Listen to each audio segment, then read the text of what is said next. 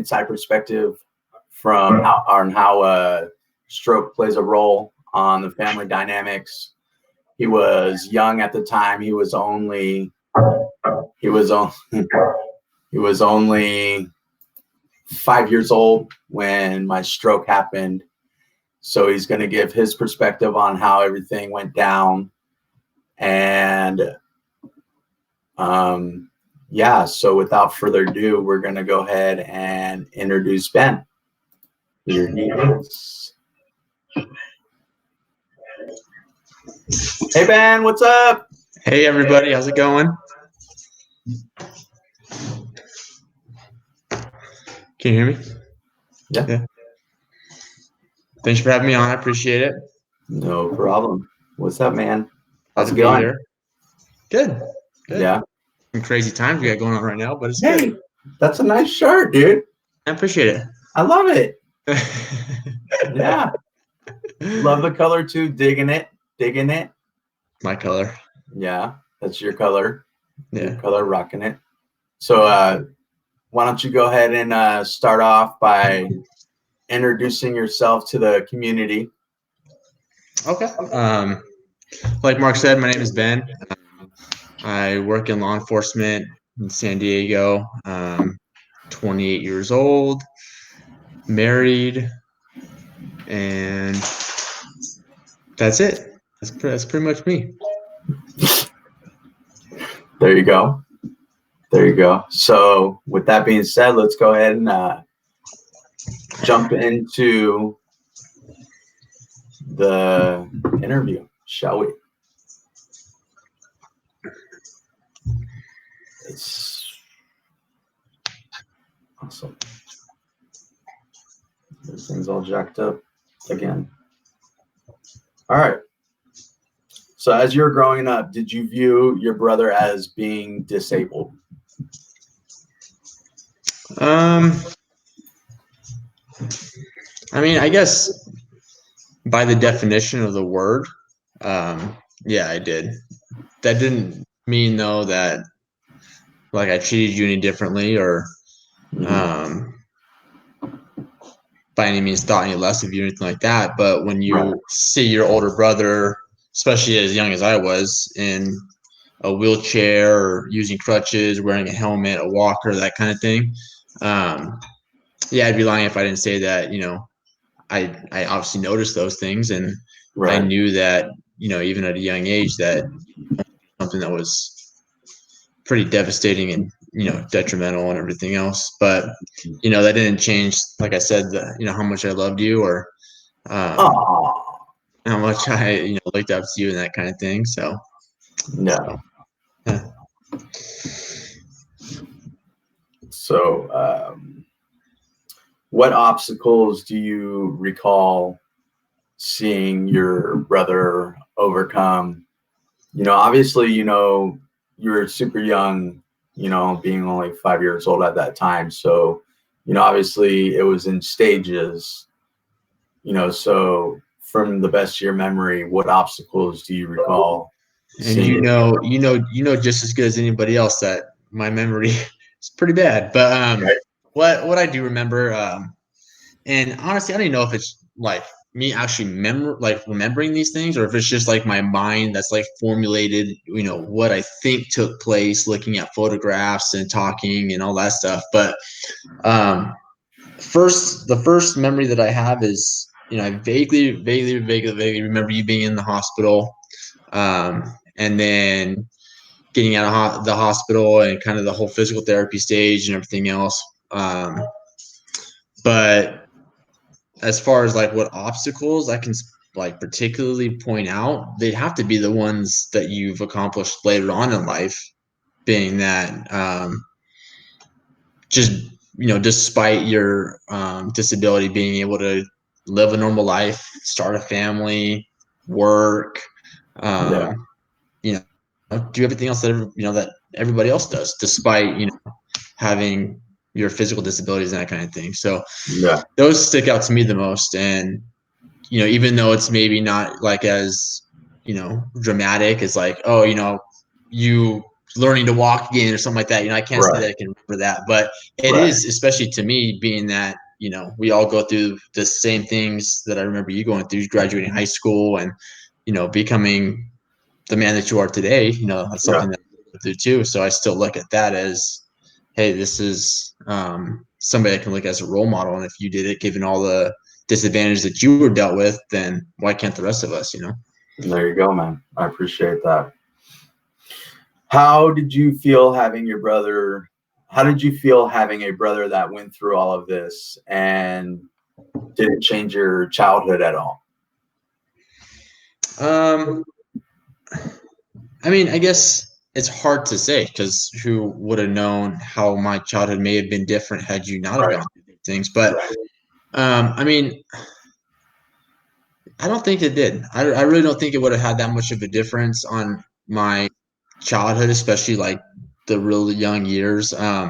Because I still had an older brother that was still outside playing catch with me every day, teaching me how to Yeah. catch a football, throw a football, all that stuff. Yeah. Um, thankfully, like those are still things that you were able to do, and that through your hard work and everything else that you made happen. So, um, I don't think that there's anything that I can think of that would have changed or been different had you not have gone through this. And I think that kind of goes to show like how much, how awesome you did overcoming these obstacles to make it less of a traumatic event on the rest of your family as much as you could anyway.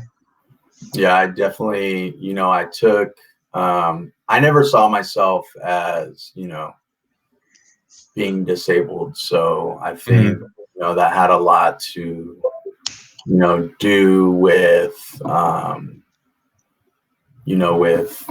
lot of the perception that everybody else, had of myself, had on me. So, Yeah, I think just like, especially in the society we live in, everything is just so visual. That's what we rely on so heavily. So when, especially like from the first ongoing parts of it, you showing those obvious visual signs of disabled, a lot less obvious now, but still, they're still there. But I think that, again, especially as young as I was, it was just so impressionable to me to see that. right.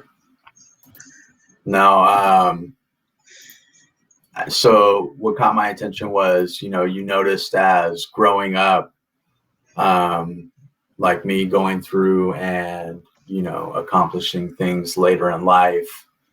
So could you go ahead and explain to the community what those accomplishments were and how, you viewed them as a moral victory or a victory, and you thought, that someone that went through something that I went through, and how, that was a sign of a victory, so to speak. Yeah, I mean, I think that, for me, I could sit here and say like, oh yeah, because I could look at the easy one and say you got your master's degree, which is awesome, like that's super cool. But honestly, for me, what I look at as like impressive from my eyes, is the fact that what you're able to just the man that you become. Like you're one of the nicest people that I've met, one of the most generous people that I've met. So lucky to have is my brother, but it's people with you know no disabilities and no haven't had the challenges that you've had aren't half as good of people as you are. So Yeah, again, I like you appreciate getting it. your master's degree is like awesome. That's something that I didn't do, that I wasn't even close to accomplishing, and a lot of people fail at doing. So that's awesome. But again, to me, it's just I tend to relate a lot more to trying to focus on the kind of person that you've become despite everything that you went through. So that's what's Right. Thank you. I appreciate that. I appreciate that. So, yeah, so I had everything all set up. So now I'm reading the questions from my phone. Luckily, I had the questions here. Now, did other children in school view you differently since you had a disabled brother? I don't think so. Not any way that I ever picked up on. Um, I know that a lot of my friends became your friends, Yeah. which was Yeah. pretty cool. Yeah. Um, just like with Cody, our little brother, Mhm. for some reason, the group of friends that I kind of cling to as a kid and I kind of kept throughout my whole childhood and when I graduated high school, they kind of became part of the family type of Right. thing. So they were very much involved and they knew you. But, I think that a big reason why we stayed friends was because they too were really good people and they didn't they are never the type of people that would ever judge somebody because they're disabled or something like that. So um yeah, I don't think they treated me any different than they would have had you not had the challenges that you had. Yeah, that's good. That's good. Now, I know where I stand. I don't quite know where you stand, but I'm a firm believer that everything happens for a reason. So, as you were saying before, I went through, what I went through, and I feel like it led me to everything where I am now. I had my brain surgery when I was 15. I had the stroke. I went on to, get married. I had a failed marriage. I went on to find an amazing wife that I have now, and I have 4 beautiful kids from that. Um, so I don't hold any grudges against the world, that I had this, as people would call it, a traumatic event. So, what's your take on that from that aspect? Um, so are you asking like, oh, okay, are you asking like, do I feel like those things that happened when you were 15 happened for a reason and got you to where you are today? I have an example for you. Okay. So when we were going when we were going to Awanga, we were driving to Awanga, right? And it was me, you, and Cody, right? And we stopped off at a convenience store and picked up some snacks. And I think it was you that got a candy bar and got the wrong one and decided that you wanted a different one. And instead of me just saying, no, let's go, I said, go ahead and get the one that you wanted. So, that brief 30 seconds of time, put us behind the car that got T-boned. It was a horrific accident. Do you remember that accident? I do, yeah. Okay. So, with that being said, do you believe that everything happens for a reason? Um, that's maybe I did at one point, but given where my career that I've chosen and I've been a part of, I've seen a lot of things, a lot of really bad things, and it's kind of, for lack of a better word, tarnished my outlook on the fact that everything does happen for a reason. I do believe that people that are determined and have perseverance, they have a lot more control over their destiny than other people do. People that make the right choices, and just continue to work hard and that kind of thing, those are the people that find success in life and find happiness in life and that kind of thing. But yeah, it's difficult for me to honestly say that I think that everything that happens is for a reason, because there's just things that I've seen and where I can't, I can't come up with a reason why that have taken place. Um, Unfortunately, I can't really give examples of that because the audience and everything else, and it might not be appropriate, and not everybody wants to hear about it. But every day, I try to wake up with a good, positive mental attitude, and I try to do everything that I can within my willpower to be happy, to make sure the people around me are happy. And when things get tough, work hard and make choices to make those situations easier. So would you agree then that choices determine your future? That honestly was not even intentional. That really wasn't. But yeah, I mean, I truly do believe that. And, like I, I can't really say to the extent that you can, that if you're in a bad spot, you have everything it takes to get you out of that spot. But I truly do believe that, you know, as long as you work hard and despite all the negativeness that's around you every day that you wake up, you don't let that stuff affect you and you do everything you can to make sure that you're happy and the people around you are happy, then you're going to get there. You just can't give up and you keep pushing. Yeah. So So basically what I was getting at with that, is you're left with a decision, right? To either, go this way or go that way with the decision, right? mm-hmm. And, you're left with a choice. And, essentially choices determine your future is where my motto came from. So as you said, you're either left with the choice to get up and keep trucking or stay in the current circumstance that you're in. And honestly, stuff happens. And that's what I believe. Sometimes stuff happens and it's stuff that's, not beneficial to you. But you can't just choose to let all these things around you that take place weigh you down. You have to again make that choice to keep pushing and do whatever you gotta do every day to make yourself happy and get to where you want to be. There you go. There you go. Good point. Now, when you think of a stroke survivor and the challenges that come with it, and the word determined, boom, what comes to mind?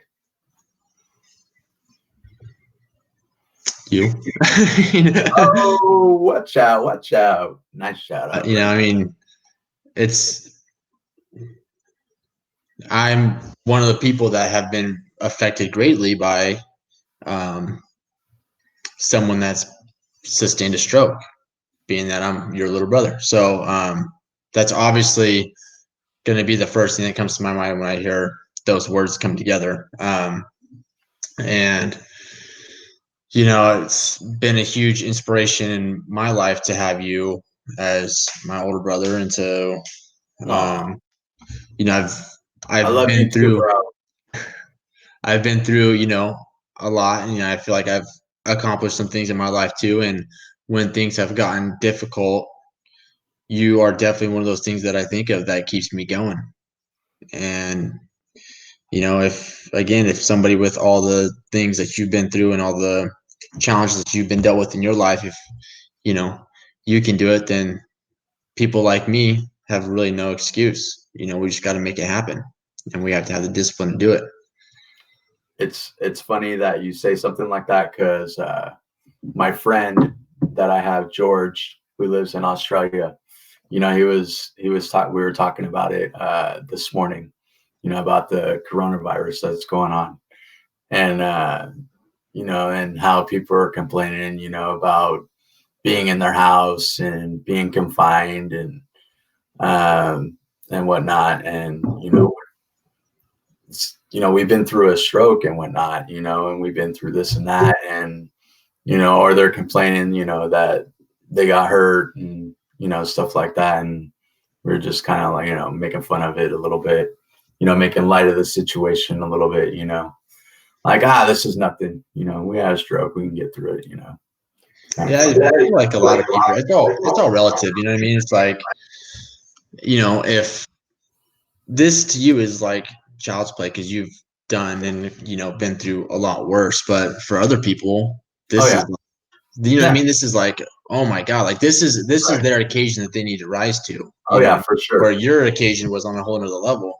For sure. And we can kind of, compare a lot of different things, about life, to that kind of same degree. Is like, like being in the military, the stuff I've done in the military, like Mm-hmm. And I feel like a lot of people, when they think about it and they are like, oh my God, I can never do that.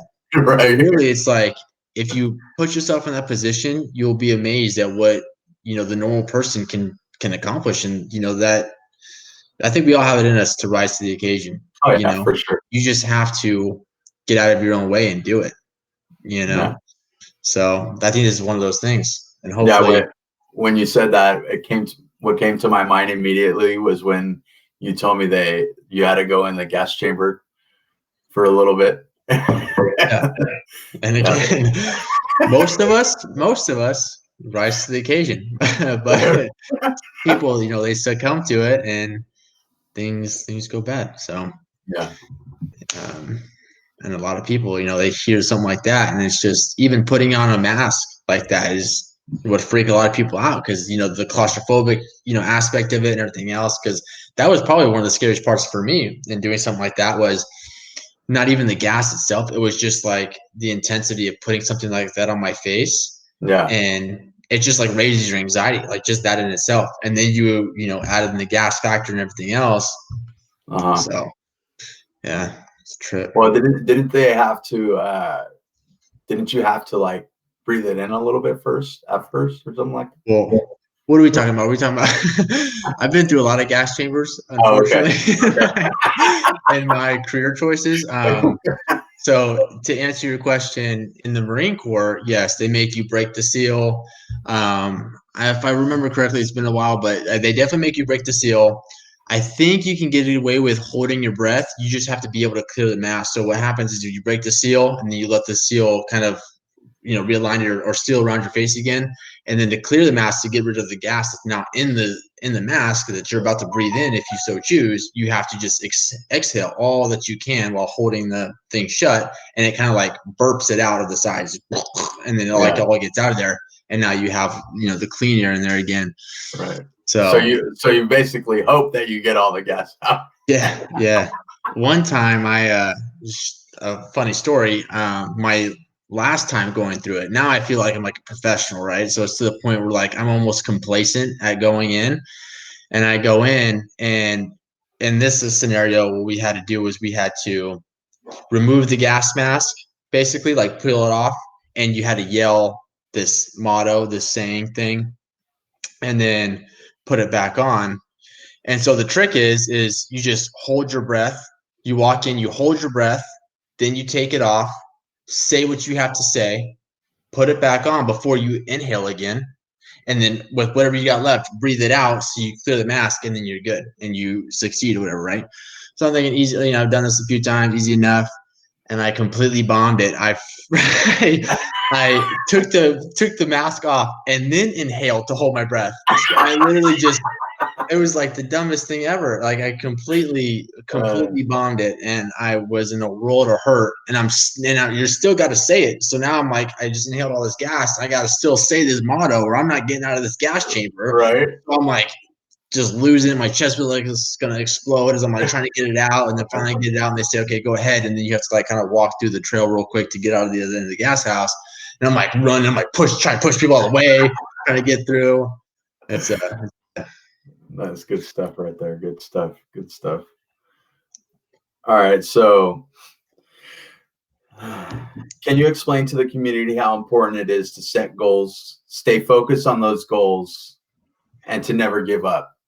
And if you could, you know, that would have been a good example. So now you're going to have to find another example right there. I have examples. Yeah, I think that's just life, man. And again, I think it all like comes down to being determined and then having discipline. It like it will first to answer your question in order. It's extremely important, and it requires a certain kind of mental strength to be able to accomplish just life in general, right? So everything that we do, and it kind of raises the intensity level as we get older. Even from like starting kindergarten, as like school gets more difficult, to college, where college is like a whole different game ball, because or ball game, sorry, because you have to now, your mental discipline has to be at its utmost, because nobody's telling you what to do anymore. Like now you're an adult, you're doing this stuff on your own. And if you don't have that discipline to, balance your priorities and keep at it, then you're not going to succeed. Um, Now, that's coming from somebody that never graduated college, but I did attend, and I do know that it does require a lot of discipline. Maybe I just didn't have the discipline then, I guess. But yeah, it's extremely important, and there's times in life where you have to buckle down. You really have to buckle down and just get it done so that you can get to where it is that you set your goals and get those goals accomplished. There you go. But to come up with an example, like a personal example that I've had, I mean, I I graduated high school, and then within a month of graduating high school, I shipped off to boot camp, or I was a reservist in the Marine Corps for 6 years. So it's like, halfway a Marine for a little bit. And then that's when I joined law enforcement. I've been to 2 academies since that endeavors began. And it really is tough. And there's been a lot of times in my life where I've felt comfortable in my current state. Like, for example, right now my current state is pretty comfortable with what I'm doing with work and that kind of stuff. And it's kind of been something that I've learned along the way, especially looking at our parents and kind of seeing how things went with them. That even if you're comfortable, that maybe should be a sign that, hey, it's time to get back at it. This was cool for a little bit. I got to kind of go through the motions a little bit, take a little bit of a break, but now it's kind of time to ramp it up again and get after it. Because if you stop staying hungry, then you're just gonna like waste away. It seems like, at least that's how I feel like, and that's how I feel like, especially the career that I've chosen and the lifestyle that I've chosen is, I'm gonna be my own worst enemy. If I fail, it's not because anybody else, it's because I didn't stay hungry enough to keep pushing and keep, my foot on the gas pedal to stay on it. Yeah. I think that's something that we all, got to do, is even if you're comfortable and things are going well, anticipate that next step so that you're forever challenging yourself and you're forever staying, ahead of the game. There you go. I like it. And one of the things that I always say is to set your goals high, reach for Mars. And if you land on the moon, it's still a huge moral victory. Yeah. Yeah, for sure. For sure. And so we got here. Did this change your relationship with your parents or their parenting style, since so much time was spent focusing on your brothers? As far as, we already discussed that you were kind of young at that point, but and a lot of people probably, didn't watch, or they may or may not have watched the last interview, but Jessica, our sister, did have a huge role in your upbringing. So, well, I mean, first of all, we all know I was the favorite, so everybody could have had a stroke, and I probably would have been, still got my share of the attention. No, I'm just kidding. right. Yeah, like I don't remember mom and dad ever like diverting their attention away from me to focus more on you. Again, that's because a lot of the stuff that happened, especially Right. where it required their involvement and they were like this was all brand new to them. I was still super young. I do know that you and Jessica did do a lot for Cody and I growing up, for sure. But again, I don't think that was because of your stroke. I think that was related to other issues that our family, had. But I never felt like, and that was a credit to mom and dad, I guess, because I never felt like I was any less important, or like they loved me any less or cared about me any less, because you had all this stuff going on. Right. So maybe it happened and I just didn't notice it, or but yeah, I think that's one thing that I do give mom and dad credit for, because For sure. they for sure did everything they could to make sure that we all felt like we were loved and cared for. So There you go. We definitely were a loving family, that's for sure. You know, there was a lot of love within the household. You know, you don't see a lot of households where, you know, they throw the I love you word around, you know, especially between siblings and whatnot. And, you know, we give hugs, we say I love you, you know, to each other. And we definitely had that within our household, which I appreciate and I like a lot, you know, and I tried to install that within, you know, my household with my kids as well. Yeah. Yeah, I'd So, agree. now,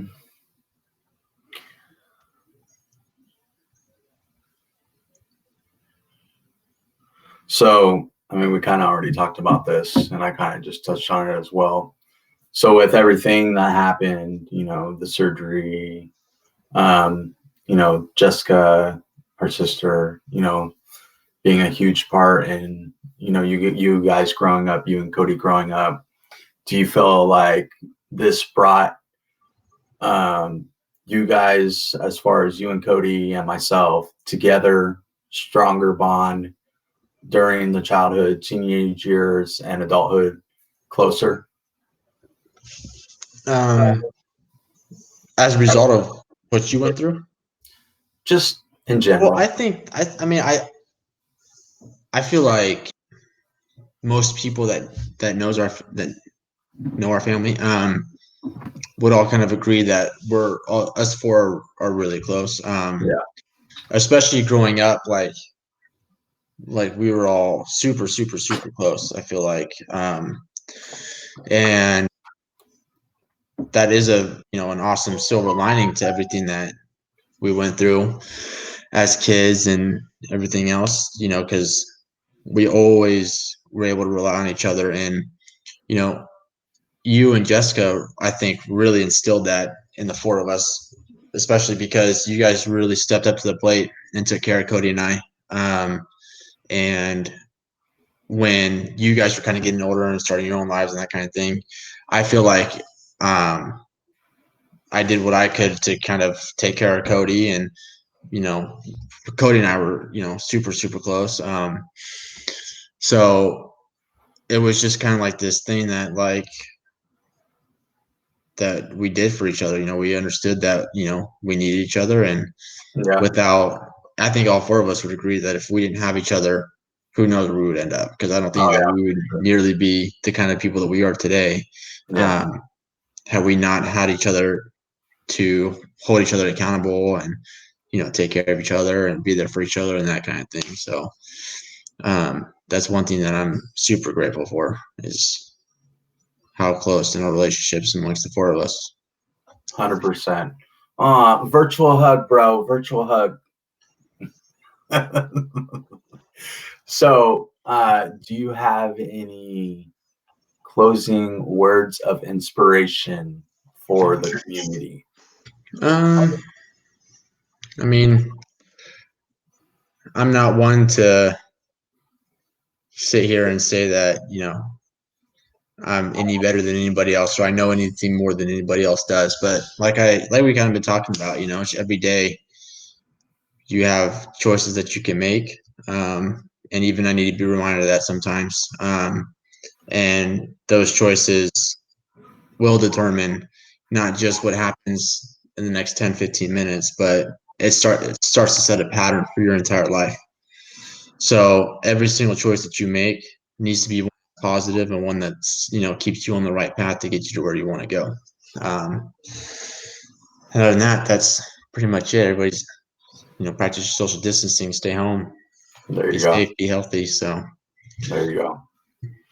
Yeah, and to add on top of to what Ben's saying is, I have this. How we get there? There we go. So I have this right here. I can't even do it. Anyways, so hard. Anyways, so I have this here, the road here, the infinity sign. So it's choices determine your future is my motto, right? And you're on this road here, and you're supposed to stay on this road, and your choices are infinite.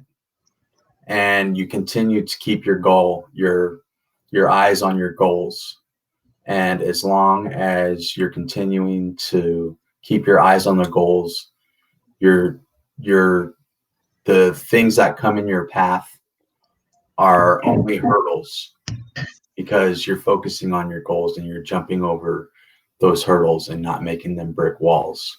So it's always, you always stay determined, you always stay focused, and no choice is a bad choice, because no matter what, you can learn from a choice that you make and go back around, because it's infinite. Your choices are infinite and there's no dead end.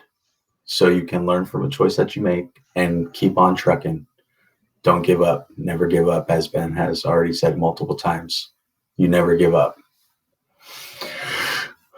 Anything else, Ben?